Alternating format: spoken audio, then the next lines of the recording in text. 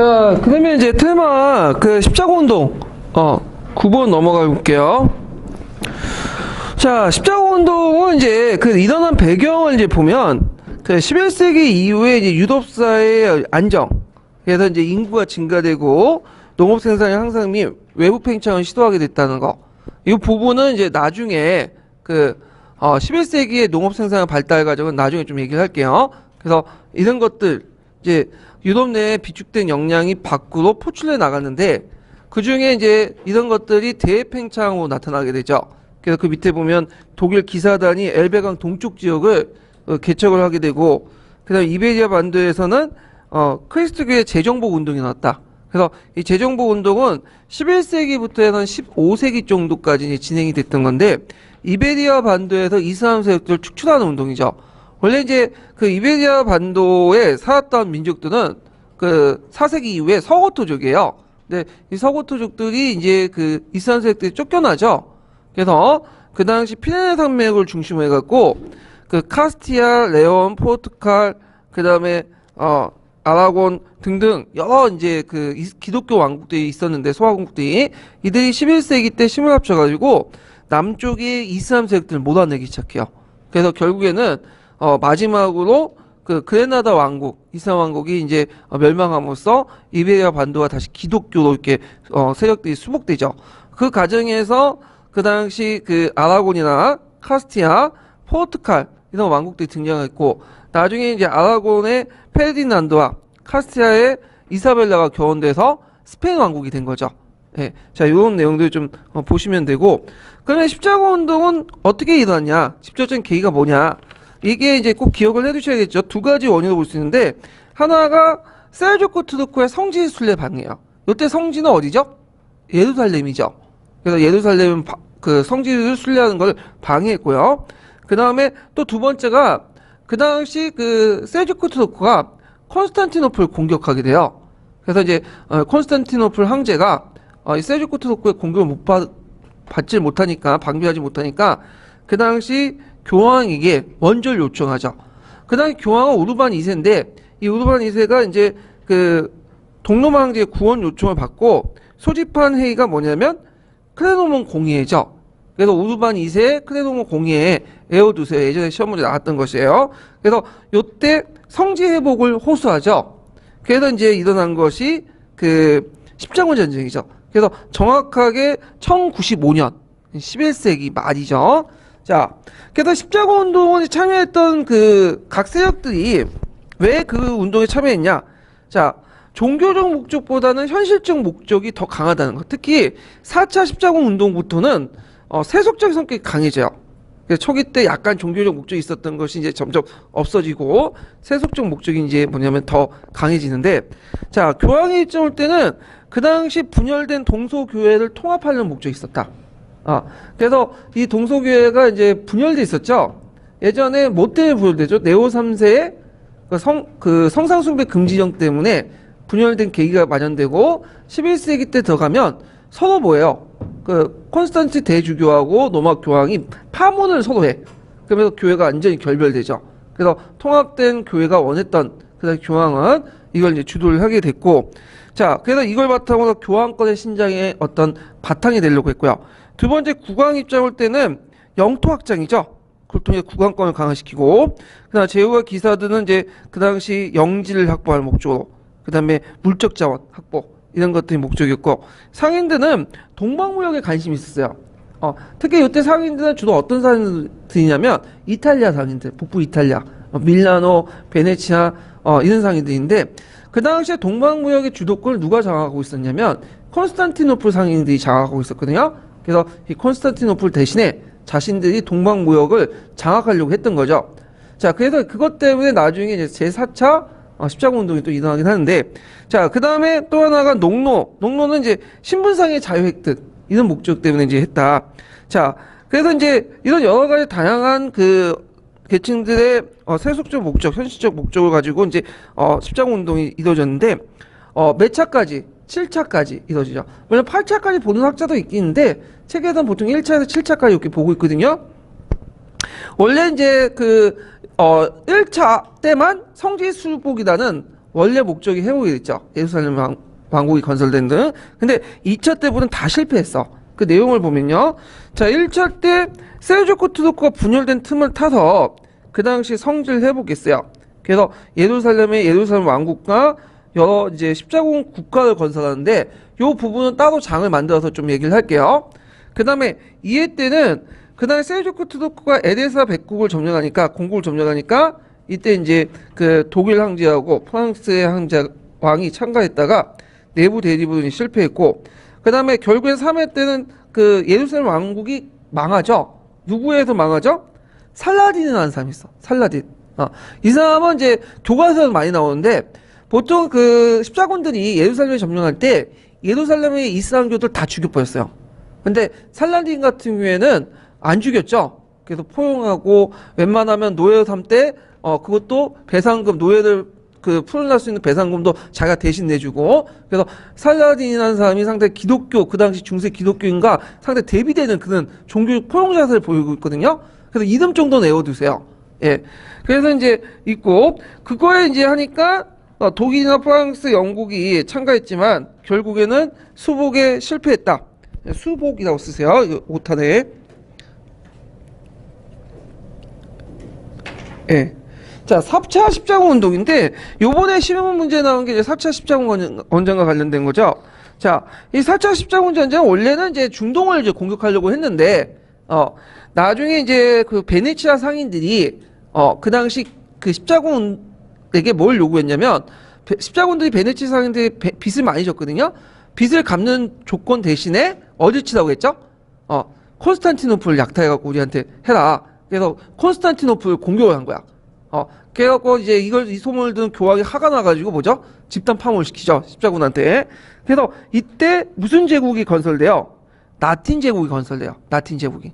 물론 이제 라틴 제국은 금방 멸망했지만 자, 그 다음 정치적으로 왜 콘스탄티노플을 공격했냐? 베네치아 상인의 요청 외에도 그 당시 비잔틴 제국의 제의 다툼이 있어요. 그래서 이 제의 다툼에 그때 페이데 황제 아들이 독일 황제 슈페공에게 후보자인 슈페공에게 왕위 보기를 요청하는 과정에서 또 이렇게 그 라틴 제국이 성립되는 계기가 됐고요. 그래서 경제적 요인과 그다음 정치 요인 두 가지를 외워두시면 될 것 같아요.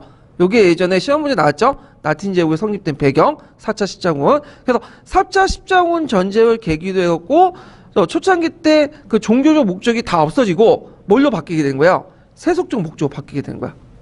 그래서 물론 이 라틴 제국은 좀 세워졌다 금방 망해요. 또 회복이 돼. 이거는 자, 뭐 5차, 6차, 7차인데 요건 각자 보세요. 뭐 중요한 그건 아니고.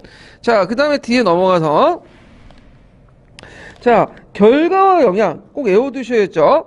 그 당시에 이제 그 11세기부터 해서 14세기 때 중세사회가 점점 붕괴가 되기 시작했죠. 장원제도가. 근데 이 붕괴를 더 촉진시켜줘요. 물론 결과는 실패했지만 그 붕괴를 더 촉진시켜주는데 자, 일단은 그 내용들 보면요. 야, 십자군 운동을 주도했던 교황권이 어떻게 될까요? 실추되죠. 신앙신이 내각되고 교회의 권위가 추락하고 그 다음에 정치적으로 볼 때는 봉건 귀족 세력들이 약화돼. 상대적으로 왕권은 강화되죠. 그래서 거기에서 많은 귀족 세력들이 죽고 그 다음에 특히 이제 중동 지역에서 뭐가 들어오냐면 하약 무기가 들어오죠. 그래서 하약 무기를 바탕으로 해서 그 국왕이 상비군들을 이제 만들어. 그래서 그 당시 기사 계급들이 어떻게 될까요? 몰락을 하게 되죠. 이런 것들. 그 다음에 경제적으로 보면 동방무역이 이제 활성화되어 있는데 지중해 무역이. 그래서 이걸 바탕으로 도시가 발달되고 상공업 발달을 촉진시켰다. 이게 예전에 공유력 기출문제 나왔는데 이때 동방무역의 주도권이 바뀌죠. 콘스탄티노플 상인에서 아까 그 이탈리아 북부 상인으로 바뀌어요. 그래서 그 계기가 됐던 것이 몇 차 원정? 4차. 이렇게 좀 기억을 해두시면 되고 자, 사회적으로 장원제가 더 붕괴가 촉진되고 기사계급도 몰락하고요. 이것도 예전에 02년 기출문제 나와요. 아까쯤에 언급된 것처럼 무슨 무기가 도입됐다고 했죠? 하약 무기가 도입됐죠? 예. 그래서 그 사례가 이제 대표적인 게 백년 전쟁이야. 백년 전쟁 때 이제 초창기 때 영국군이 승리했잖아요. 근데 나중에 프랑스가 우세했는데 프랑스군이 우세됐던 이유가 뭐냐면 하약 무기가 도입됐기 때문에. 그래서 하약 무기가 도입되면서 이제 중무장한 기사계급들이 몰락을 하기 시작해요. 이들이. 자, 그 다음에 이제 농로가 해방되고 봉건제 붕괴가 촉진됐다. 물론 이 농로 해방과 이제 봉건제 붕괴 같은 경우에는 이거 외에도 여러 요인이 있어요. 이건 그냥 촉진 역할을 하는 거고, 요 부분 나중에 좀 얘기를 하고요. 문화적으로 보면 중동 지역에서, 이슬람 지역에서 많은 선진 문화들이 받아들여져 드죠. 비잔틴 문화나.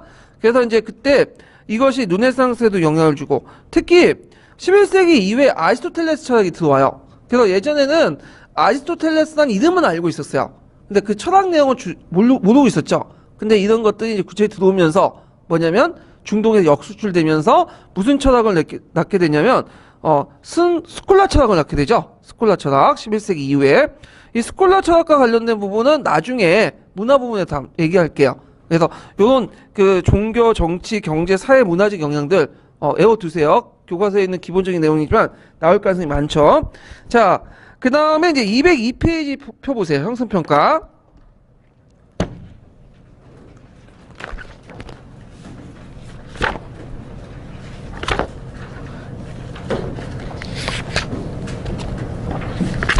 자, 202페이지 16번 문제 볼까요?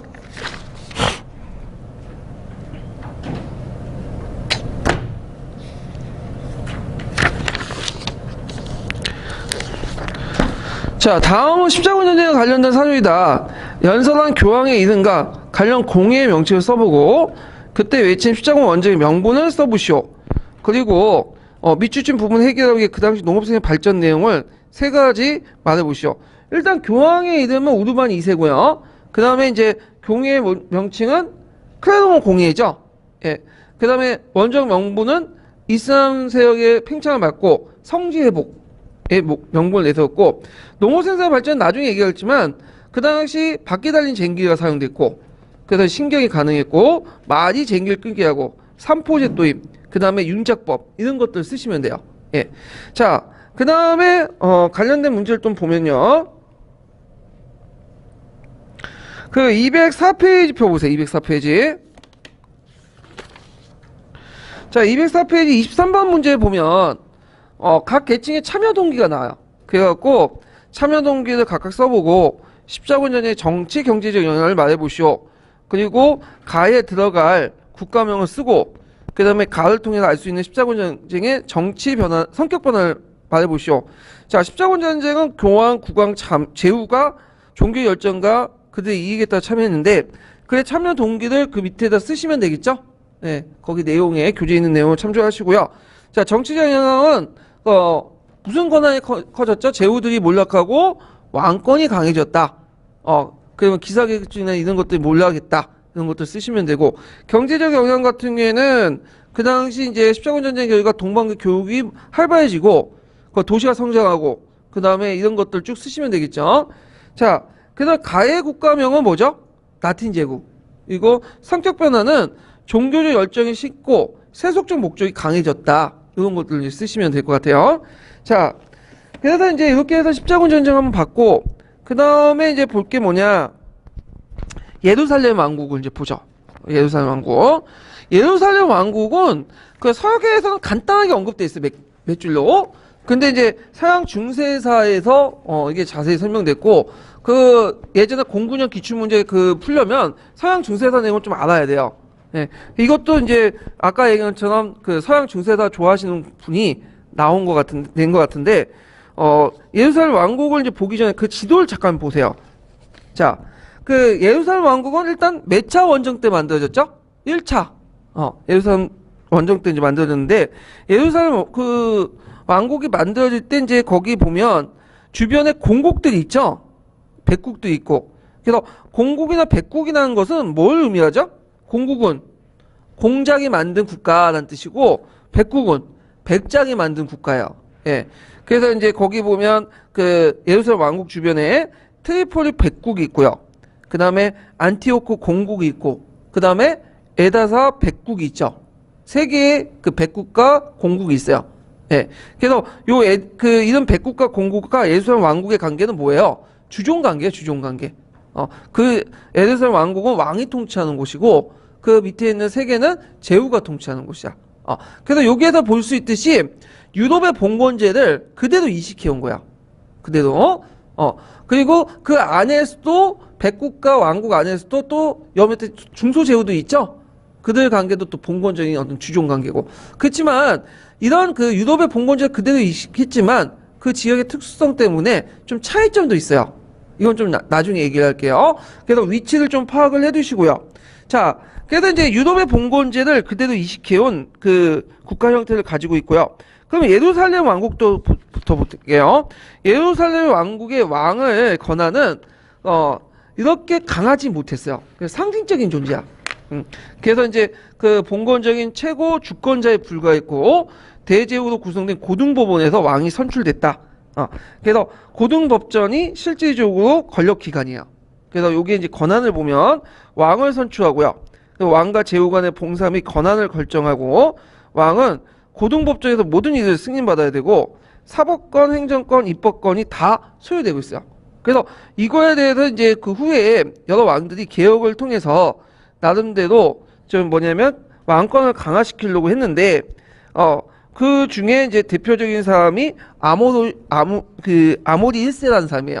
그래서 이 사람은 이제 고등법정에서 모든 봉투 소유가 왕에게 신설해야 되며 왕에게 먼저 우선적으로 이제 의무를 진다고 선포를 하죠.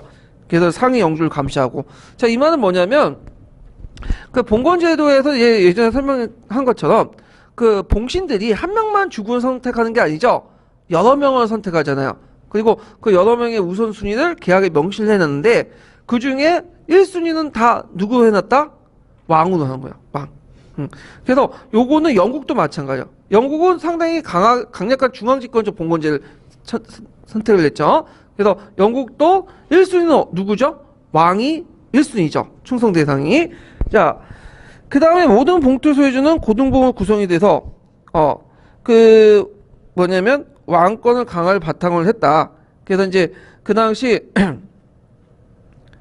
그 당시 이제 그 모든 봉투의 보유자는 고등법원이 구성이 돼서 그 왕 밑에 종속되는 그런 것도 했는데 문제는 그렇게 함으로써 고등법원이 점점 힘이 강해진다는 거야. 원래 왕권의 의도와 상관없이. 그래서 이제 왕이 고등법원을 자기 밑에 두고 거기에 이제 모든 봉투 소유자를 이제 다 집어넣게 해서 왕권 강화시키려고 했지만 왕권이 강화되지 못할 경우에는 오히려 제후의 연합체인 고등법원이 더 힘이 강해지는 그런 문제점이 있었다. 예, 이렇게 이제 보는데 뭐 중요한 건 아니에요. 예, 그냥 넘어가시면 되고. 그 다음에 봉신법전이 있는데 봉신법전은 뭐냐면 제후 영토 안에 또 설치됐어요. 그래서 고등법전과 같은 기능을 가지고 있다. 그래갖고 이런 것들 좀 보시면 되고. 그 다음에 이제 그 예루살렘 왕국과 제후국의 관계를 보면 특징은 봉건국가고요. 제후국들은 예루살렘 왕에게 신설을 하고 예루살렘 왕들은 그들의 후계자가 미성년일 경우에는 후견권을 행사할 수 있다. 그 다음에 이들의 그 예루살렘 왕국 밑에 또 제후국들은 각기 또 독자적인 법전을 지니고 있어요. 그러니까 고등법전에 그다음 예속되지 않는 독자적인 법정에서 또 운영할 수 있다. 그래서 그 관련된 국가들이 안티오코 공령이 있고 그 다음에 트리폴 백령이 있고 에데사 백령 등이 있다. 그리고 에데사 백령이 점령당함으로써 이제 나중에 십자군 전쟁의 원인이 되죠. 2차 십자군 전쟁의 원인. 예. 이렇게 이제 구성이 되는 걸 보시면 되고. 자, 군사 제도를 이제 볼게요. 군사 제도. 자, 이 왕국의 상설경비군은 예루살렘 왕국을 지키는 상비군이에요. 그래서 이제 여기 보면 신전기사단이 있고 그 다음에 그 성요한 구호 기사단이 있어요. 구호소 기사단이 있는데 신전 기사단은 그 요들은 이제 솔로몬 신전 부근에 거처를 이제 잡아서 그 주변에 있는 순례자들 호위해주고 보호해주는 기사단이에요. 예, 그래서 이걸 신전 기사단이고 그 다음에 이제 성요한 기사단이 있어. 이 성요한 기사단도 그 당시 이제 11세기 초 때 그 수사도 그러니까 그 11세기 초에 예루살렘 순례자들 보호하기 위해서 만든 그 기사단이야. 그래서 거기에 구호소 설립하고 그래서 이제 주둔하면서 그 당시 순례자들 보호하기 위해서 만든 기사단이 성요한 구호소 기사단이야. 그래서 이 두 개의 기사단이 일종의 왕국의 상설 경비대 역할을 했다. 이렇게 보면 되고요. 그 다음에 이제 그 이들은 주로 이제 그 슐바디아 지역을 이제 받고 요새를 건설하고 방비를 했고요. 그 다음에 이제 또 이들은 또 국제적인 조직을 가지고 있어요. 그래서 예루살렘 왕국 외에도 유럽 전역에 재산과 토지를 받아서 또 곳곳에 이 기사단을 또 설치해요. 예. 자, 그 다음에 그 제후와 봉신강에 보면 보통 이제 유럽에서 이제 보면 그 제후에게 그 봉신대에 뭘 주죠? 토지를 주죠. 근데 예루살렘 왕국이나 그 주변의 백국이나 공국 같은 경우에는 토지가 그렇게 많지가 않아. 그래서 토지보다는 뭘 주냐면 화폐로 줘요. 화폐로. 그래서 토지보다는 화폐로 봉투를 준다. 이게 이제 특징이에요. 그래서 다른 유럽 국가들과 좀 다른 특징을 갖고 있는데 다른 유럽 국가들도 나중에 들어가면 왕권이 강해지면서 이제 왕들이 봉투를 안 주죠. 뭘 주죠? 화폐로 월급을 줘. 왜냐하면 봉투를 주면 지방 세약화 되잖아요. 그러니까 이제 화폐로 해가지고 주는데 이걸 화폐봉이라고 해요. 보통. 그래서 이런 형태가 이제 등장했다. 그 다음에 기타 보면 이제 다양한 방문객들이 이제 등장했고 이탈리아 도시 함대들이 이제 보급 물자를 보급하는 그런 역할을 했는데 요것도 그렇게 시험 문제 안 나올 것 같아요. 예, 그냥 넘어가세요, 그냥. 예. 그래서 요거는 그냥 예루살렘 왕국이 있고 예루살렘 왕국의 주변에 어떤 그 공국들과 백국이 있다. 위치 정도는 파악을 해두세요. 예. 그래서 나올 가능성은 별로 없고 지금까지도 한 문제도 안 나왔어요. 09년 기출 이후에는요. 예. 자, 그래도 이제 이렇게 해서 이제 있고 다음 테마 넘어갈게요. 중세 시대 때 잉글랜드 왕조 들어가죠.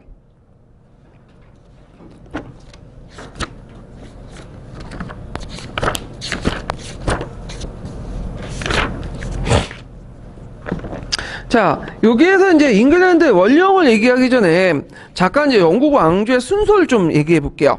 원래 영국은 누가 살았던 민족, 누가 살았죠, 여기? 켈튼족이 살았죠? 켈튼족이 살았는데, 앵그르족과 섹슨족이 공격해 오잖아요?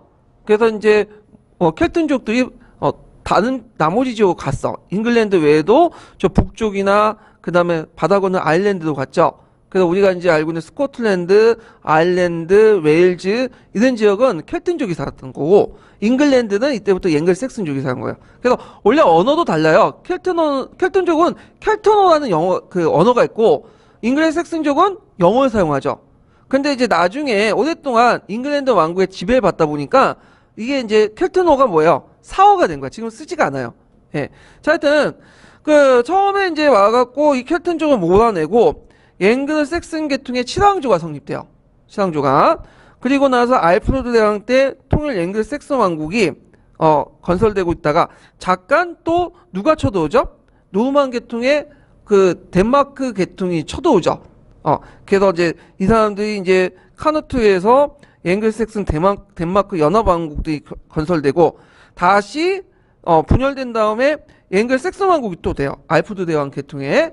그래서 통일왕국이 이루어졌다가 나중에 이제 왕위 계승 분쟁을 통해서 다시 바다 건너에 있는 노르만디의 공국의 원념이 점령을 하죠. 잉글랜드를. 그래서 세워진 왕조가 노르만 왕조죠.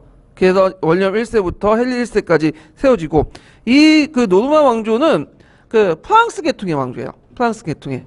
그래갖고 잉글랜드 왕이면서 뭘 가지고 있는 거죠? 프랑스 안에 영토를 가지고 있어. 이게 한동안 계속 되거든요. 근데 노르만 왕조들이 반계가 끊어져요. 노르만의 관계가 그 왕통이. 그러면서 반계 혈족들이 등장하게 되죠.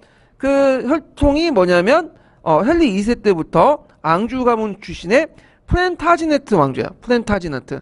그래서 플랜타지네트 왕조도 이것도 프랑스 계통의 왕조예요. 그래서 요 왕조도 이 프랑스에서 건너왔기 때문에 당연히 프랑스 안에 영국의 왕실 영토가 있죠.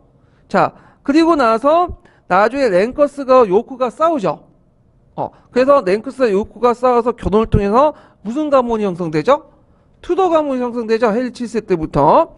그래서 헨리 7세부터 엘리자베스 1세까지 하다가 엘리자베스 1세가 천연은 늙어 죽죠.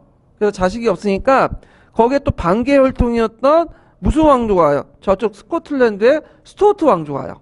예. 그래서 스튜어트 왕조 제임스 1세부터 해서 제임스 2세까지, 찰스 1세부터 제임스 2세까지, 쭉 하다, 제임스 2세가 아니죠. 좀 하다가 명예혁명이 나고 쭉 가다가 옛여왕이 있죠. 옛여왕도 천연을 늙어 죽어요.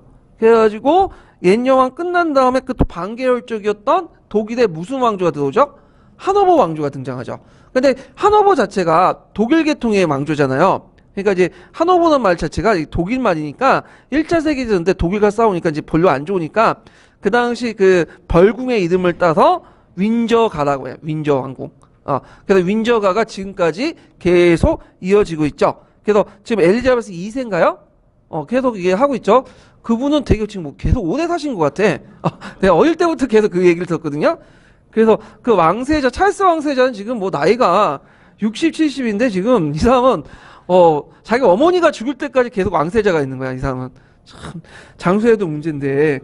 자, 하여튼 이런 이제 영국 왕조의 순서가 쭉 이렇게 지속이 돼요. 그러면 이제 원리엄을 이제 넘어가죠. 노르만 왕조. 자, 그 노르만 왕조 전에 그 통합 앵글색슨 왕족이 있었어요.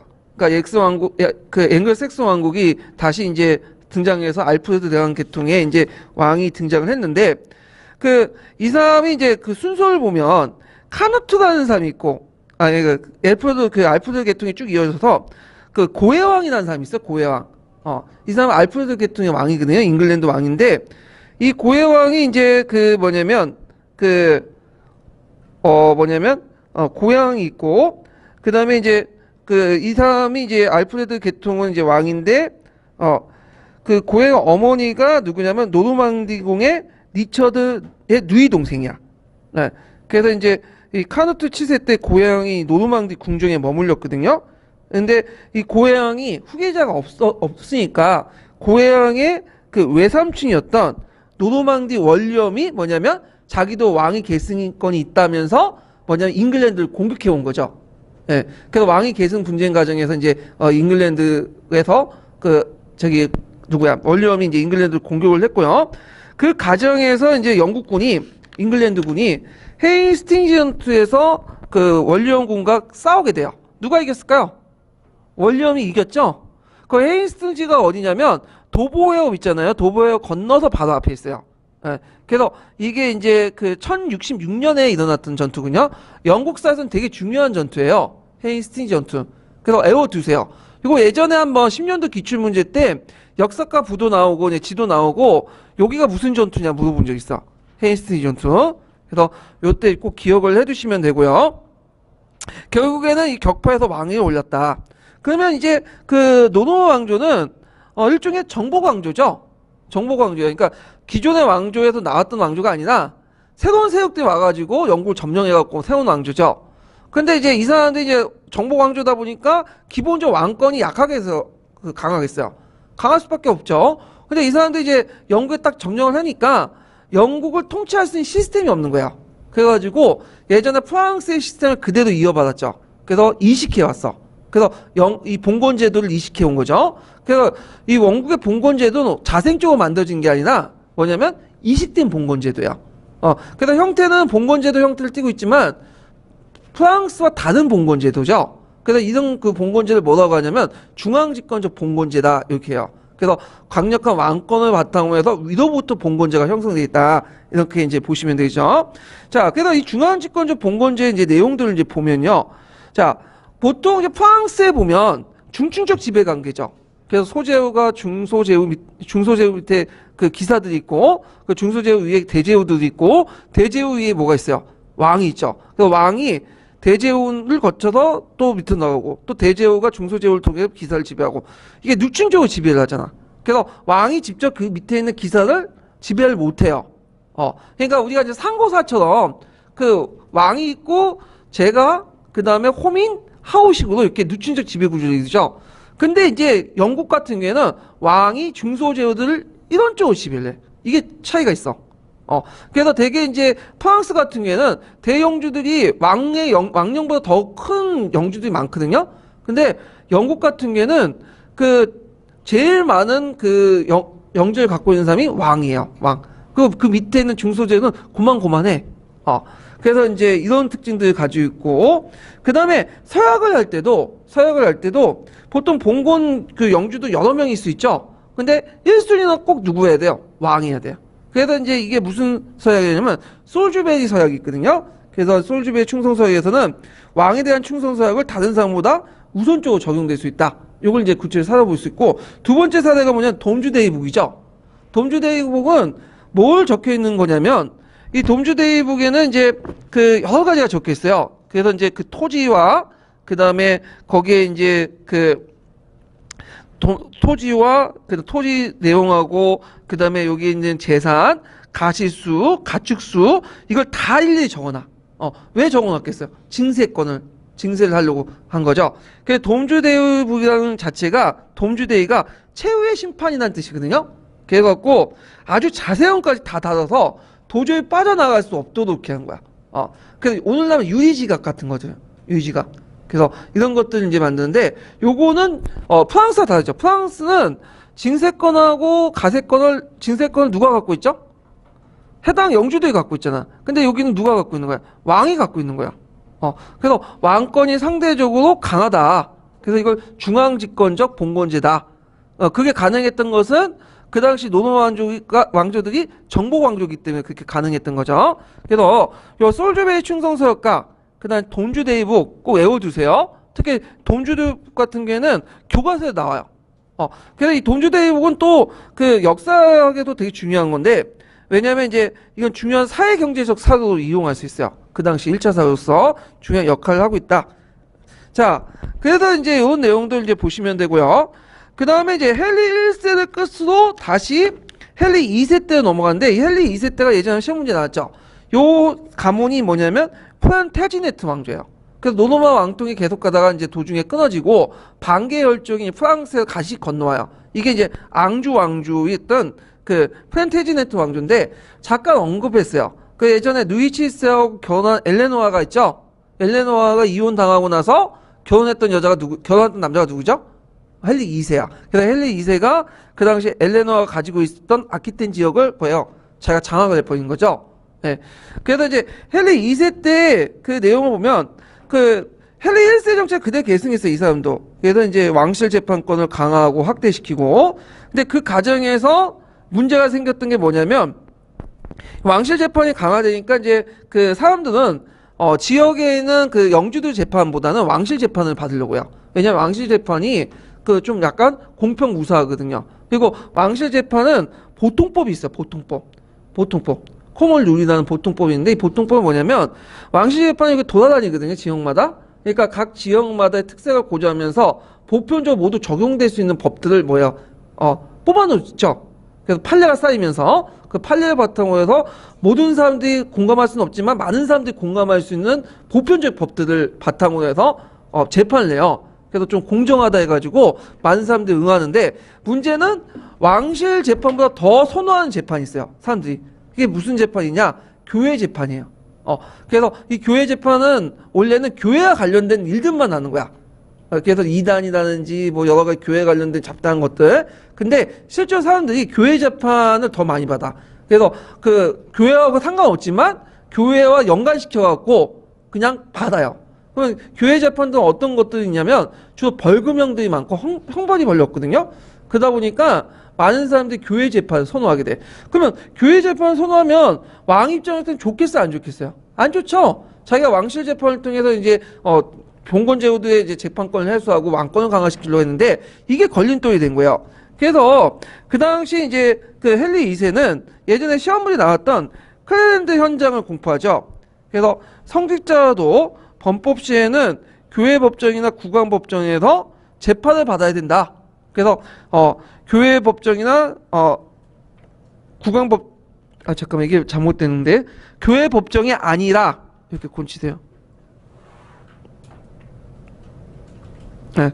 성직자여도 법을 어길 경우에는 교회 법정이 아니라 어디 재판에서 국왕 법정에서 받아야 된다. 이런 원칙을 세우게 되죠. 그리고 이제 교회를 이제 개혁하기 위해서 자기 친구였던 베케트 캔터베리 대주교를 임명하죠. 그래서 보통 이제 우리 같은 경우에는 그 명동성당에 거기 추기경이 있죠. 우리나라 추기경이 있잖아요. 마찬가지로 그 당시 그 영국의 제일 높은 성직자가 누구냐면 그 캔터베리 대주교예요. 이 사람이. 그래서 이 캔터베리 대주교에 임명한다는 것은 그 자기 친구 베케트를 임명한다는 건 어떤 의미가 있을까요? 예? 어떤 의미가 있죠? 자기 친구를 통해서 교회를 장악하겠다는 거야. 근데 베케트가 임명하고 나서 이 사람이 왕의 의도대로 따르지 않는 거야. 그래서 이 왕의 의도대로 따르지 않고 교회의 어떤 독립성, 교회 재판의 독립성을 내세우니까 이거에 대해서 이제 그 밑에 있는 그 헨리 2세의 그 부하들이 베켓을 죽여버린 거죠. 살인한 건. 그러니까 이 여론이 안 좋아지잖아. 성직자를 죽이니까. 자, 그러니까 이제 당황한 그 헨리 2세가 종전의 클랜드 형장을 뭐야? 부정을 하고 그러면 교회 사법권을 그냥 인정해주겠다 하면서 타협을 옮기는 거야. 결국에는 이 교회 개혁이 실패했다는 거죠. 예. 그렇지만 그럼에도 불구하고 그 당시 교회 재판을 통제는 실패했지만 영국의 고유한 보통법은 점점 발전이 됐다. 그래서 배신제가 확립되고 그래서 코먼 룰이라는 보통법을 통해서 뭐냐면 왕실 재판이 확대돼 나갔다. 그래서 이제 영국 같은 경우에는 특징이 뭐냐면 성문법이 발달되지 못했죠. 보통 영국 할 때는 무슨 법으로 하죠? 불문법 국가. 그러니까 불문법 국가는 종전의 판례와 규칙, 구본 같은 것들 바탕으로 뭐냐면 재판이 이루어지는 거예요. 예. 그래서 그만큼 그 영국 같은 이런 보통법들이 발달됐어. 왕실 재판에 나갈 때 왕실이 재판하고 나서 가진 판례들이 쌓이기 시작하면서 이 판례 속에서도 어떤 그 모든 사람들이 공감할 수 있는 법들 있죠? 이런 것들이 축출되고 그 시대에 따라 또 재해석되고 하면서 발달됐다. 그래서 영국은 헌법이 존재하지 않죠. 헌법이. 미국이나 우리나라처럼 헌법이 존재하지 않아요. 그 대신에 예전에 옛 문서를 가지고 재해석하죠. 헌법 역할을 하는 문서들이 있어. 이게 뭐냐면 대헌장, 권리청원, 권리장정이죠. 그래서 영국의 3대 헌장들 있죠. 이 헌장들은 이것이 발전되면서 시대의 흐름에 따라서 재해석되고 재해석하면서 근대적 문서로 바뀌게 되는 거야. 특히 대헌장 같은 것들이 의미가 있죠. 이건 나중에 좀 얘기를 하고요. 자, 그래서 예전에 클랜드 현장 관련된 내용이 나왔어요. 그 클랜드 현장에 반영된 건 무슨 법정과 무슨 법정의 대립이죠? 교회 법정과 그 다음에 왕실 법정의 대립. 이런 것들 이제 기억을 해주시면 되고요. 자, 그 다음에 대헌장을 보죠. 대헌장. 대헌장 예전에 한번 시험 문제 나왔던 거죠. 자, 그래도 아까 언급했죠. 영국은 불문법 국가이기 때문에 그 헌법이 없어요. 근데 헌법 역할을 하는 것이 있었는데 이게 3대 헌정 중에 제일 먼저 만들어진 것이 대헌장, 마그나 카르타죠. 자, 이 대헌장은 왜 만들어졌냐? 자, 조낭의 실정 때문에 조낭의 실정. 이 사람의 실정이 뭐냐면 이 사람이 이제 싸웠던 왕이 누구냐면 그 필립 4세라는 왕이 있어. 필립 4세. 필립 4세하고 싸우다가 많은 땅을 잃게 돼요. 프랑스 땅을. 그러니까 이제 영국에 가지고 있는 프랑스 땅을 많이 잃게 되죠. 이걸 그래서 무슨 왕이라고 하냐면 이 상은 실지왕이라고 해. 땅을 많이 넣었다. 그래서 이것을 이제 또 있고, 이노센트 3세한테 또 굴복하죠. 이노센트 3세한테. 그래서 이제 노마에도 굴복하고. 그러니까 왕권이 그게 뭐예요? 그냥 권위가 확 떨어지는데 또 자신의 전쟁 비용을 누구한테 또 부과하죠? 귀족들에게 부과를 한 거죠. 그러니까 이제 그 귀족들이 들고 일어난 거야. 그래서 이 사람이 카리스마 있고 그러면 귀족들이 감히 들고 있지 못하죠. 근데 무능하고 또 이노센트 3세에게 굴복하고 그러니까 이제 들고 나서 이 조낭이 이제 뭐냐면 그 당시 굴복을 해갖고 귀족들에게 이제 굴복해서 맺어진 것이 뭐냐면 마그나 카르타다 이렇게 보시면 돼요. 그래서 이 마그나 카르타를 이제 볼 수 있듯이 초창기 노르만 왕조 때는 왕권이 약했어요. 아니 왕권이 강했죠 영국에서. 근데 이때부터 이 귀족들 반발로 해갖고 상대적으로 점점 왕권이 어떻게 13세기 들어가면 약화돼요. 물론 이제 절대 왕권은 이제 약하다는 것은 프랑스보다 약하다는 거죠. 프랑스보다. 그래서 프랑스 왕권은 처음에 약했지만 점점 강해지죠. 근데 영국의 왕권은 처음엔 강했지만 뭐예요? 약화돼요. 이게 이제 특징인데. 자, 그러면 여기에서 이제 볼 게 뭐냐? 그러면 대원적인 기본적인 성격은 뭐예요? 봉건 귀족대 특권적 권리를 국왕이 확인시켜준 봉건적 계약 문서예요. 여기에 키워드는 봉건적 계약 문서죠. 그러니까 예전에 봉건적 계약처럼 똑같은 성격을 갖고 있는데 이게 이제 보수적인 성격을 갖고 있지만 나중에 근대적 그 성격을 바뀌게 되죠. 왜냐하면 그 대원장은 시대에 따라서 재해석되기 시작하죠. 계속. 그래서 거기에 이제 자유민들을 예전에는 귀족, 성직자만 해당하는데 이제는 일반 시민들이고 다 해석이 돼. 그러면서 이런 것들이 근대적 성격의 의미가 바뀌어졌다. 그래서 거기 위에 보면 대표적인 게 이제 뭐냐면 12조 내용이 있죠. 그래서 그 여기에서 보면 세금을 징수할 때는 꼭 다수의 다수의 그 합의를 통해서 징수를 해라. 이런 내용이 있어요. 그러면 여기에서 국민이라는 의미는 이때 국민은 어떤 거예요? 초창기 국민은 누구와 누구죠? 성직자 귀족이죠. 근데 시간이 지나면서 이 국민이 모든 사람을 학대, 모든 시민으로. 그리고 요게 대의는 요때는 뭐 의회가 없었으니까. 근데 나중에 의회가 성립돼서 뭘로 바뀌죠? 의회로 바뀌죠. 그래서 의회를 통해서 세금을 거둘 때는 의회를 통해서 다수의 동의를 받고 나서 세금을 징수해야 된다는 원칙이 확립돼요. 이게 오늘날 무슨 원칙이에요? 조세 법률주의 아니에요. 조세 법률주의. 그래서 어떤 세목이나 예산을 정할 때 꼭 어디를 거쳐서 하죠? 의회를 거쳐서 하잖아. 지금 추경 예산할 때도 정부가 계획을 세웠다가 통과시키지 못하죠. 누구의 허락을 맡아야 돼? 의회의 허락을 맡아야 되잖아. 그래서 이런 것들이 초창기 때는 그냥 귀족이나 귀족이나 이제 뭐냐면 성직자만 대상으로 했지만 이게 나중에 의미가 바뀌어서 확대돼 갖고 전 국민을 대상으로 했다. 그래서 의회의 권한을 강화시켜주는 그런 내용으로 바뀌게 되고요. 그 다음에 국법이나 재판에 의하지 않고는 자유인은 누구나 연행, 투옥, 재산 몰수, 추방할 수 없다. 이렇게 있죠. 그래서 지금도 마찬가지죠. 뭐 사람을 구속하거나 뭐 체포하거나 할 때는 뭐에 입각해서 하는 거죠? 법에 입각해서 하는 거잖아. 법에 입각하지 않고 경찰이나 검사가 와서 잡아가고 그런 건 뭐야? 불법 감금이 되는 거야. 이거는.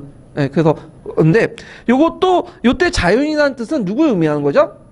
귀족이나 그 다음에 성직자 의미하는데 나중에 시간이 지나면서 이게 모든 시민으로 확대돼요. 이런 것들이. 그래서 이렇게 해서 처음에는 봉건적 계약 문서지만 시간이 지나면서 이게 근대적 성격으로 바뀌었다. 이게 04년 기출문제에 나왔어요. 원래 어떤 뜻이냐? 봉건적 계약 문서다. 성격을 쓸 때 이렇게 쓰시면 되고.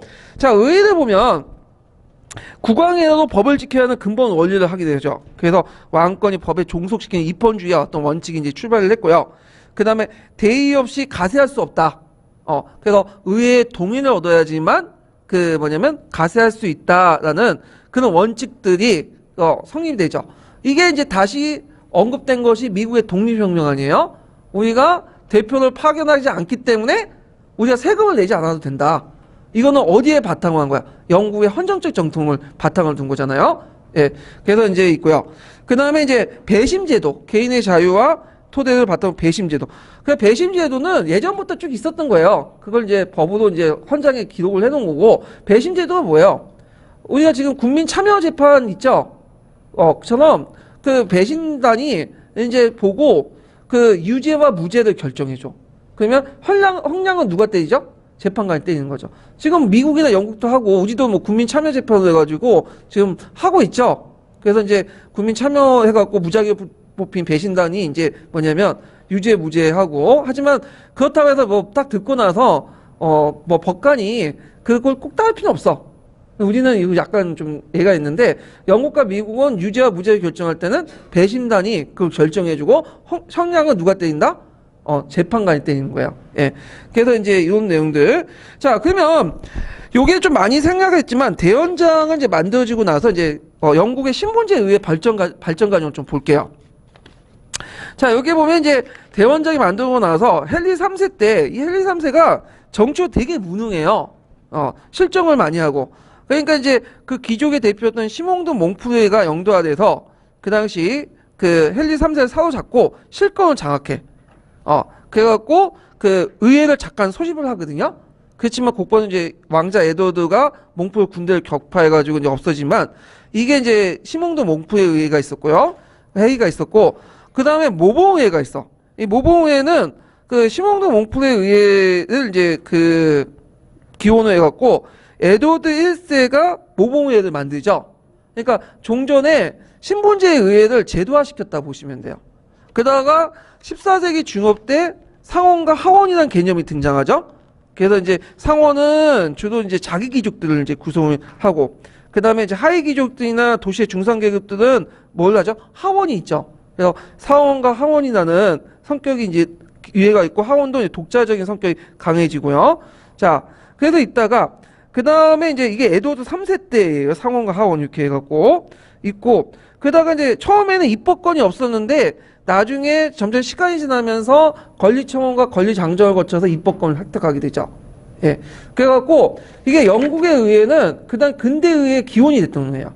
보통 이 신분제 의회 같은 경우에는 중세시대 신분제 의회는 뭐 왕에게 자문을 해주거나 돈을 내주거나 그런 기능도 있죠. 그렇지만 기본적으로 근대 의회와 다른 게 뭐예요?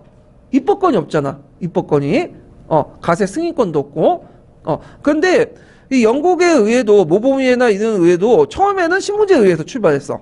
근데 시간이 지나면서 점점 뭐가 되는 거죠? 입법권이나 가세 동의권도 얻게 되고 그래서 이걸 확인하는 문서가 권리장정에 들어가 있죠. 권리장정에. 예. 그래서 영국의 의회는 신분제 의회에서 출발했지만 근대 입법의회로 발전됐고 보통 우리가 의회 할 때 어디를 모델로 한 거예요? 기원으로 따지면 영국의 의회를 바탕으로 한 거예요. 영국의 의회들. 그래서 영국의 의회 관련된 내용들 좀 얘기를 했어요. 자, 그 다음에 관련된 이제 문제를 이제 풀어볼게요. 205페이지 펴보세요.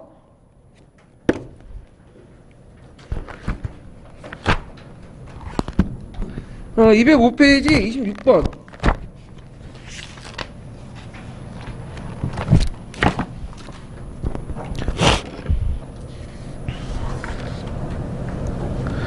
자, 26번을 보면 다음 설명하고 있는 신분제 의회가 왕권 강에 어떤 역할을 하는지 말해보고 미주적 근대 의회와 어떤 차이점이 있는지 세 줄이내어 쓰시오. 자, 중세 신분제 의회는 성직자, 귀족, 시민대표 등 신분별로 참여했죠. 그래서 이제 신분제 의회는 절대 왕정의 성립과 함께 소집이 중단되어 있고 중세 의회는 근대 의회와 다른 점이 있다. 자, 여기에서 역할은 뭐냐면 자문하고 그 다음에 각종 세금 부과야. 그래서 이제 이런 것도 있고 그 다음에 가세 승인과 국정 참여 요구만 했어. 요구만. 아직까지는 확립이 안 됐고 그래서 이런 내용들 좀 기억을 해두시면 되고 그래서 주도 자문기구나 재정기구였다 이렇게 보시면 돼요. 그 다음에 차이점은 뭐냐면 근본적으로 뭐가 없어요. 입법권이 없죠. 입법권. 법을 만드는 권한이 없다. 네, 이런 것들 있고 그 다음에 이제 거기 신분제 의회 같은 경우에는 앞에 이제 영국의 모범의회가 있고 그 다음에 독일에 무슨 의회가 있죠? 나중에 있지만 제국의회가 있어요. 제국의회가 있고 그 다음에 이제 그 프랑스 같은 경우에는 삼부회 같은 거 그 다음에 저기 스페인이나 이런 데는 코르테스 이런 게 다 신분제 의회예요. 그리고 이제 독일의 연방 국가들도 신분제 의회를 다 가지고 있죠.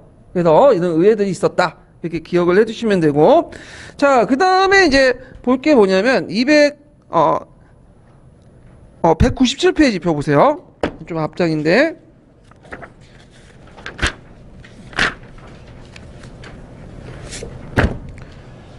자, 197페이지 2번을 볼게요. 2번.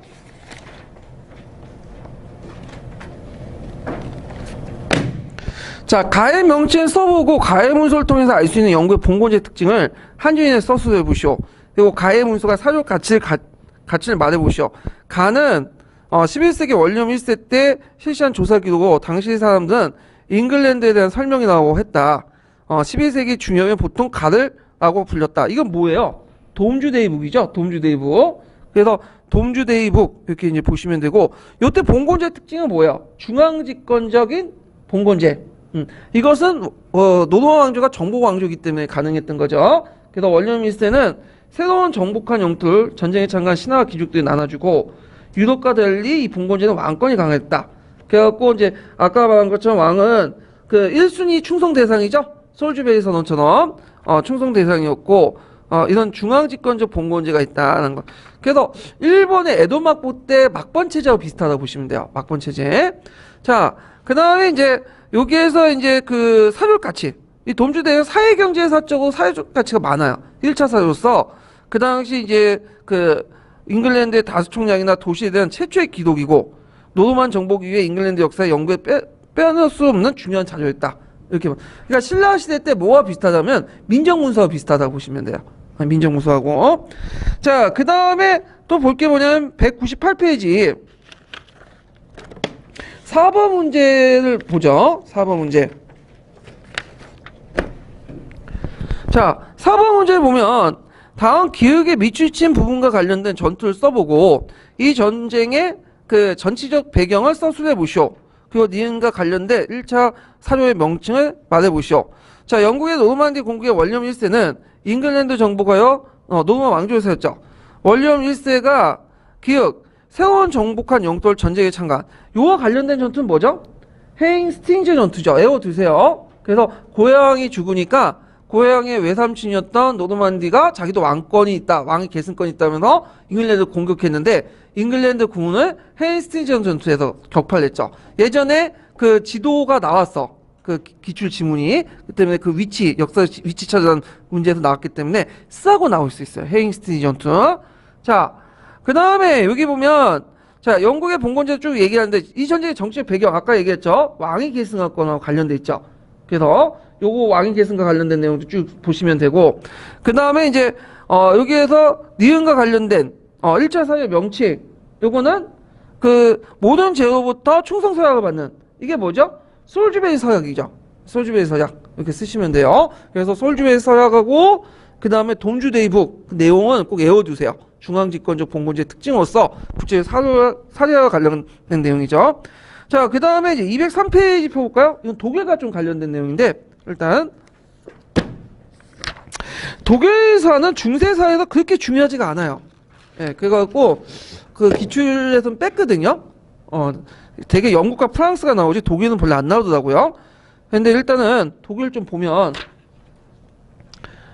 자, 다음에 이제 정치적 배경을 쓰고 그 가이드갈 말을 써보시오. 그 내용과 결과를 한 줄에 말해보시오 있는데 자, 독일은 단일한 국가 통일이 어려웠죠.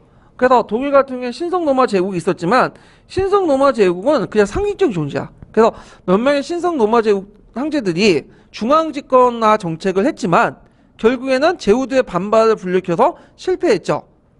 그리고 그 대표적인 게 이제 그 아까 언급한 하인리 4세 있잖아요. 하인 4세가 그 나름대로 중앙집권을 정책을 했지만 그레고리 7세 때 깨졌잖아 한번. 물론 다시 복귀를 했지만 그 과정에서 이제 교황권과 황제권이 싸우면서 그 황제가 권위가 올라갔겠어요? 떨어졌겠어요 그 당시.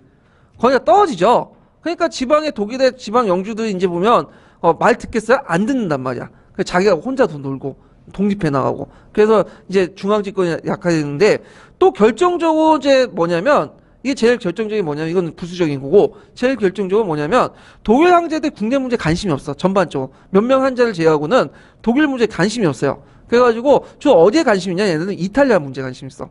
그래서 이탈리아 교황을 누가 선발할 것이냐 그거에 관심이 있어. 왜? 이탈리아 교황이 자기를 임명해 주니까 도유식을 부여하고 물론 이제 실질적인 것들은 이제 제후도 임명하거나 이제 그 안에 내부 정치적 논리에서 임명되지만 일단 권위를 누구한테 인정받아야 돼요? 교황한테 인정받아야죠. 그러다 보니까 교황이 뭐냐면 누가 장악하냐 그게 중요한 거야. 이탈리아 문제.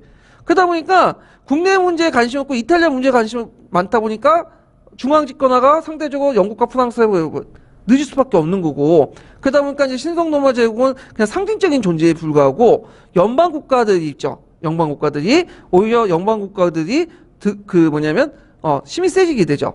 심지어 나중에 대공의 시대에 들어가면 신성로마 황제들은 누가 뽑아요? 제후들이 뽑자. 7명의 선제후들이. 그래갖고 이런 것들이 이제 뭐냐면 왕권을 약화시키는 것도 있고 그래도 아까 얘기한 것처럼 대공의 시대 때 이제 문제를 해결하고 카르 4세가 그 제후의 그 황제 선발 방식을 정한 것이 황금문서 또는 금인치서라고 하죠.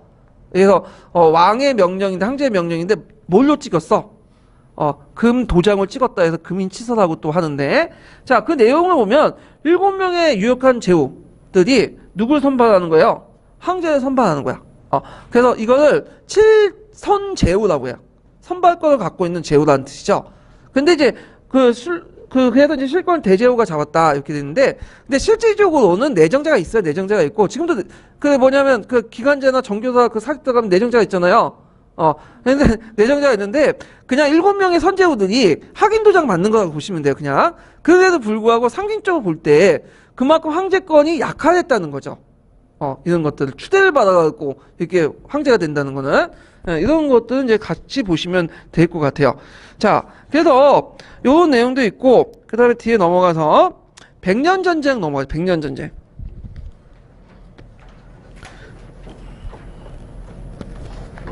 백년전쟁은 또 2번에 나왔어요. 07년하고 13년 나왔고 수능에도 자주 나오는 부분이기 때문에 나올 수가 있어요. 그러니까 이걸 꼭 기억을 해두세요.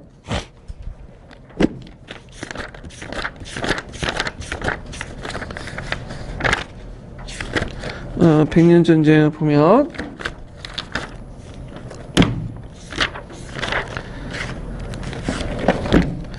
자, 백년 전쟁은 1338년부터 해서 1453년까지 영국과 프랑스 간의 전쟁을 했던 거예요.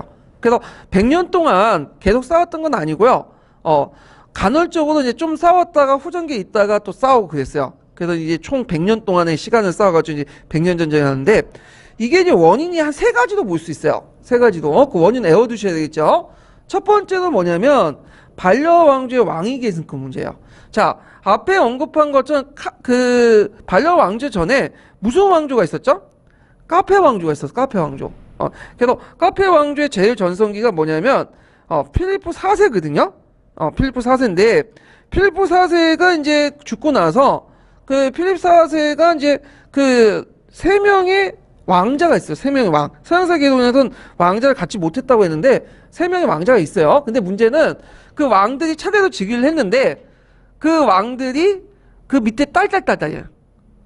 그러니까 이제 왕위 계승이 없어진 거지. 필립 4세 직계들이 그 뭐냐면 계승이 없는 거야. 이 사람 손자들이 이제 다 끊어져 갖고 딸로 해서. 그래가지고 이게 없다 보니까 이제 그 반계열족이었던 누가 즉위하게 되죠? 필립 6세가 즉위하게 되죠. 그래서 이제 왕통이 카페 왕조에서 뭘로 넘어가요? 카페 왕조 반려 왕조로 넘어가게 돼.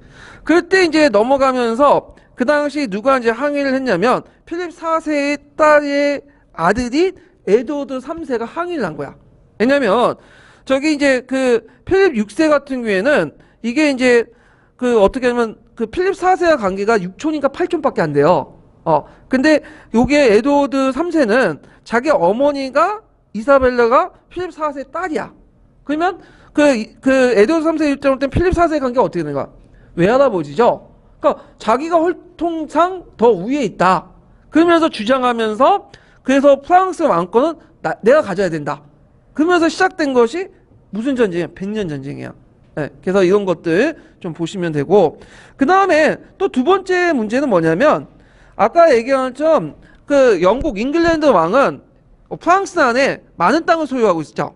물론 이제 필립 4세와 필립 4세 때 전쟁에서 패하면서 많은 땅을 잃었지만 아직까지 상당한 땅을 가지고 있어요. 그 중에 대표적인 지역이 어디냐면 가스코노 지방이야. 가스코노 지역. 그래서 이런 가스코노 그 공영원 이제로서 영주를 겸했기 때문에 이 땅을 문제를 둘러싸고 또 싸우게 되죠. 가스코노 지방의 잔존 문제. 가스코노는 뭘로 유명하냐면 포도주도 유명해. 포도주. 그래갖고 저기 거기 백화점이나 그런 데 가보시면 저기 그 포도주 많이 파는 데 있거든. 전문점. 그 가스코노 지역에 포도주가 있어요. 그래서 상당히 맛있거든요. 저도 마셔봤는데 괜찮더라고요. 그래서 포도주도 되게 유명한 지역이에요. 저쪽 북쪽에 있는 지역인데, 그 다음에 보르도라는 지역이 있어요. 그 남부 지역에. 요런 지역들이 이제 뭐냐면 아직까지도 프랑스 땅으로 남아 있었어요. 아니, 영국 땅으로. 그 다음에 세 번째로는 이게 경제적 문제고 13년 기출문제에 나왔던 건데 프랑스 지방의 문제점이죠. 이걸 누가 영국 지배권을 갖고 있느냐. 이 프랑스는 어느 지역이냐면 그 예전에 네덜란드 지역이었죠. 근데 네덜란드 지역인데 지금 벨기에 지역이야. 그래서 나중에 네덜란드와 벨기에 나눠지잖아요. 종교 문제 때문에. 그래서 그 네덜란드는 주로 개신교도 믿고 벨기에는 누가 믿어요? 천주교도 믿죠. 벨기에인데 이 벨기에는 나라가 두 지역으로 나눠져 있어요. 하나는 남쪽 지역 왈츠 지역이 있고 북쪽 지역이 프랑스 지역인데, 이 왈츠 지역은 프랑스어권이야. 프랑스어권이고, 그다음 프랑스 지역은 네덜란드어권이에요. 그래서 네덜란드를 사용하는 지역이 프랑스어인데, 네덜란드가 초창기 때 중심지가 경제적 중심지가 이 프랑스였거든요. 그 다음에 북방무역권의 중심지가 또 프랑스였고, 이 프랑스는 뭘 많이 생산하냐면 모직물을 많이 생산해요. 모직물. 모직물 생산인데 이 모직물의 원료가 됐던 게 뭐죠? 양모죠, 양모. 그래서 양모는 어디에서 받냐면 잉글랜드에서 받아요. 잉글랜드. 그래서 잉글랜드 받아가지고 그걸 받아서 모직물 생산해서 전 유럽으로 공급하는 것인데, 그러다 보니까 그 경제적으로 유대 관계를 맺는 나라는 어떤 나라? 영국이죠. 근데 문제는 이 프랑스 지역의 영주가 누구하고 또 친하냐면 프랑스 왕하고 친해. 근데 수공업자 상인들은 영국하고 친해요. 그래서 수공업자 상인들이 그 당시 반란을 일으킬 때 영국이 개입을 한 거야. 그러면서 이제 프랑스 지역에 영유권 누가 갖느냐에 따라서 또 프랑스와 그 다음에 영국이 대립을 하게 되죠. 예. 그래서 나중에 이제 프랑스 지방에 많은 수공업 그 기술자들이, 모직물 기술자들이 어디로 건너가요? 영국 건너가잖아요. 그래서 영국이 이제 양모 생산국뿐만 아니라 양모를 가지고 모직물 생산국으로 바뀌게 돼요. 그러면서 이제 뭐냐면 무슨 운동이 일어나죠? 양모 생산이 더 많아지죠. 그래서 제1차 인클로즈 운동이 나잖아요.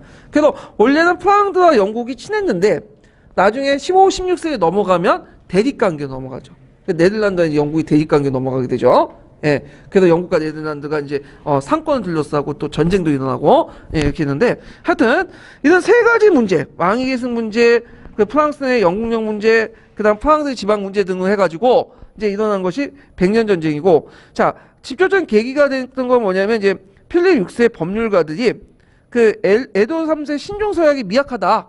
그래서 에드워드 3세가 가지고 있었던 가스코나 보르도 땅을 내가 갖겠다. 이렇게 하니까 이에 대해서 이제 에드워드 3세가 반발하면서 전쟁이 일어난 거야. 전쟁이.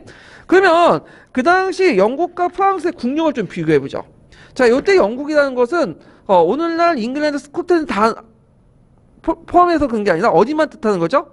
잉글랜드만 뜻해요. 영국은. 자, 이때 이제 잉글랜드, 영국은 인구가 500만이었고 이에 반해 프랑스는 1600만 명이죠. 인구가 해도 뭐야? 3배 차이가 나.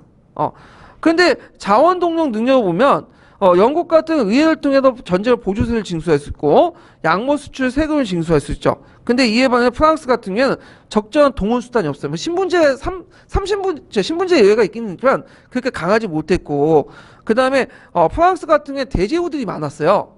그래서 왕의 명령을 내도 안 듣는 애들이 많아. 근데 이에 반해 영국 같은 경우 작지만 강한 나라, 강소국이었죠. 예. 그래서 물론 영국의 왕권이 종황 때부터 좀 약해지긴 했지만 아직까지는 프랑스가 더 우위였다는 거죠. 예. 자, 그래서 이제 군대의 핵심도 좀 보면 이건 초창기 때 얘기예요. 초창기 때 얘기인데 되게 프랑스는 중무장 기사들이야. 근데 이에 반해 그 영국 같은 경우 기사들은 아니고 보병이나 장공수들이에요. 장공수는 이제 어떤 사람이냐면 이 사람들은 평상시에는 기사가 아니라 전문적인 싸움꾼이 아니라 전사 집단이 아니라 평상시에는 이제 농사나 짓거나 생업에 종사하다가 영국 왕이 이제 소집한 병사들이죠, 일종의. 근데 이 사람들은 이제 평상시에 싸움을 안 하기 때문에 칼싸움을 하면 당연히 지죠. 그러니까 이 사람들이 멀리 있는 적들을 깨부시기 위해서는 뭐가 필요한 거죠? 원거리 발사 무기가 필요한 거죠. 그래서 이제 무장한 것이 장궁수야. 그래서 이 장궁은 멀리까지 나가요. 멀리까지. 크고. 그래서 단단하고 갑옷도 뚫을 수 있는 거죠. 그래가지고 이제 이 장궁을 바탕으로 해가지고 프랑스 기사군을 격파한 전투가 클래시 전투야. 그 밑에 있는. 그래서 이게 예전에 시험 문제 나왔는데 그 당시 이제 프랑스 중무장 봉건 기사들이 오니까 영국의 그 자영농 출신의 보병들이 어디로 유인하냐면 진흙탕 길로 유인을 해요. 진흙탕 길로. 그러니까 진흙탕 빠지죠. 그럼 이게 많이 빠져가지고 넘어지잖아요. 근데 이제 중무장 기사들의 문제점이 뭐냐면 일어서고 뭐 정리하는데 시간이 많이 걸린다. 이 갑옷이 무겁기 때문에 그 틈을 노려서 위에서 뭐냐면 그 보병들이 장궁을 쏴대면서 갑옷을 뚫어버린 거죠. 그러면서 이제 뭐냐면 그 영국의 기사단이 전멸시킨 전투가 클래시 전투야. 그러니까 개인적인 능력 측면에서 볼 때는 이 그 전문적인 기사단을 이길 수가 없죠. 그렇지만 이들은 집단 전법이나 전략 전술을 통해서 무기를 통해서 뭐냐면 프랑스군을 격파했던 거야. 그래서 초창기 때는 누가 우위에 있었냐면 당연히 영국군이 우위에 있었던 거야. 그래서 심지어는 나중에 이제 그 에드워드 3세의 장남의 흑태자가 가스코도 지방을 또 약탈 한번 하고 푸에테 전투에서 프랑스 왕을 또 사로잡아요. 그래서 이제 브레튼이 이제 후전이 성립되고 그러는데, 자, 하여튼 이 과정에서 이제 여러 전투에서 이제 패하게 되고 잠깐 이제 후전기가 있다가 나중에 이제 막판에 들어가면 누가 이기기 시작하냐면 프랑스군이 이기게 돼. 이제 후기에 들어가면 이제 이기게 되는데, 자, 이때 이제 후기에 들어가면 이길 수 있었던 이유가 뭐냐 하면 프랑스군이 거꾸로 이제 프랑스군은 이제 영국의 중무장 기사군은 이제 해체시켜버리고 왕이 직할 부대인 상비군들을 육성해요. 이 상비군들은 뭘로 무장했을까요? 총포로로 무장했어요. 그러면서 이 프랑스군이 영국을 격파하기 시작하죠. 후기에 들어가면. 그때 등장했던 그 상륙장 인물이 누구죠? 잔다르크죠. 그러니까 잔다르크 때문에 영국군이 그 프랑스 영국군이 격파된 건 아니고 잔다르크는 뭐냐 일종의 상징적인 지도자고 실질적인 이유는 합 총포로 무장한 상비군들이 영국군을 격파했다 이렇게 보시면 되죠. 그래서 이제 후기에 들어가면서 이제 뭐냐면 영국군이 크게 이겼다 이렇게 이제 보시면 되겠죠. 자 그러면 그 결과를 보죠. 결과를 자 그 백년 전쟁의 결과 아까 얘기한 것처럼 왕권이 강화지고 상비군도 육성이 되고요. 그 다음에 하포가 발달되죠. 그래서 전쟁 말기 때 프랑스군이 하포로 무장하면서 승리하게 되죠. 징세권도 강화되고 그러면 상대적으로 기사계급도 몰락되면서 봉건 세력들이 어떻게 될까요? 몰락이 되죠. 그 다음 민족의식과 민족국가가 형성이 되는데 예전에는 그 프랑스인이라는 생각이 없었어요. 프랑스인이라는 거. 그리고 어떤 생각이 있냐면 나는 어떤 지방 사람이라는 의식이 더 강했어.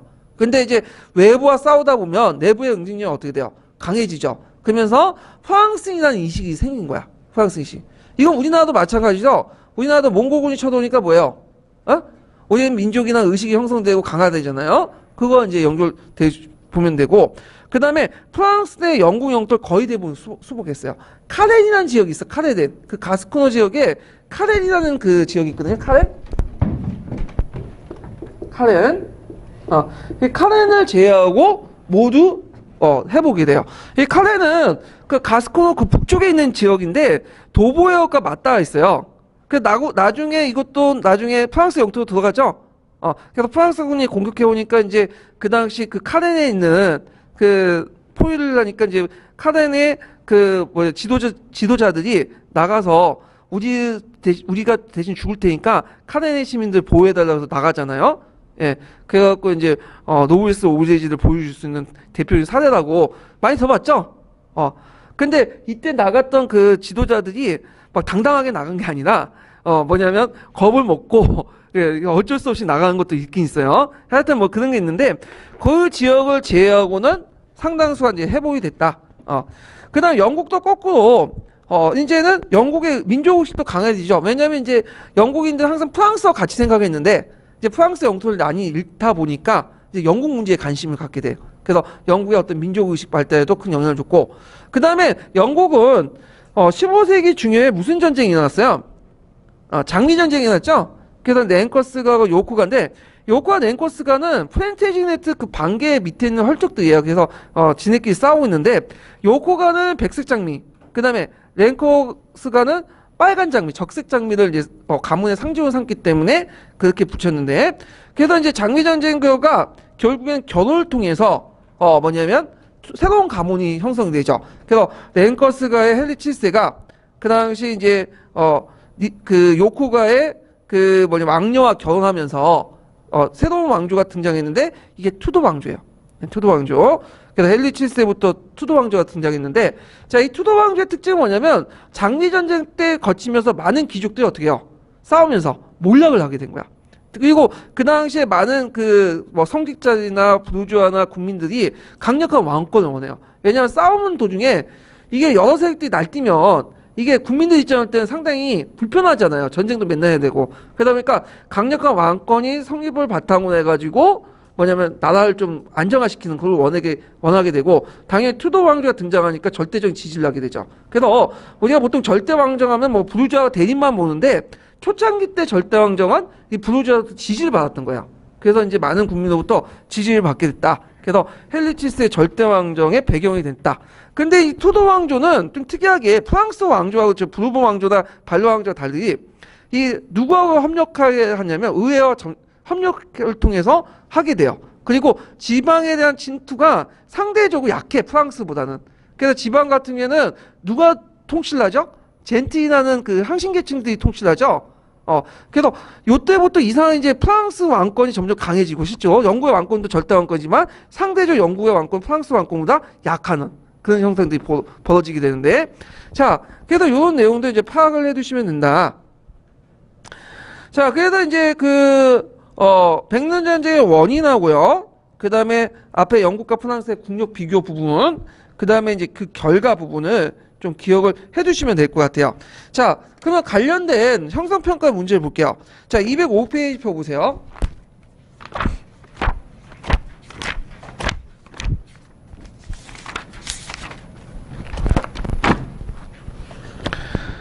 자, 205페이지 27번 문제 볼게요.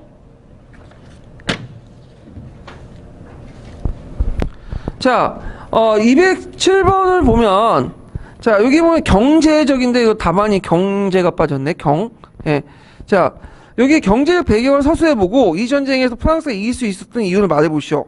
그리고 이 전쟁에 프랑스에 끼친 영향을 두 가지로 말해보시오. 이렇게 했는데, 자, 경제적 부분은 어느 지방을 언급해야 되죠? 프랑드 지역의 지배권을 둘러싸고 이제 싸움이 일어났고, 그 다음에 이제 거기에 잔다르크의 하락보다 있지만 잔다르크보다 전술의 변화죠. 상병원을 통해서 뭐죠? 하향 무기를 등장했다. 하향 무기를 사용했다는 거. 이런 것들이 큰 의미가 있고, 그 다음에 이제 영향 같으면 통일된 영역토를 확보할 수 있고, 중앙집권 확립. 그래서 잔다르크를 통한 민족의식, 국민의식이 형성됐다. 이렇게 이제 보시면 되겠죠. 그래서 요 내용 좀 영향 관련된 부분들을 좀 기억을 해두시면 될 것 같아요. 자, 그래서 있고 다음 테마로 넘어갈게요. 지금 몇 시죠? 좀 쉴 때가 됐긴 하는데 4시네요. 우리가 언제 시작했죠 근데? 네, 50분이요? 그럼 좀 쉬었다가 하죠. 예.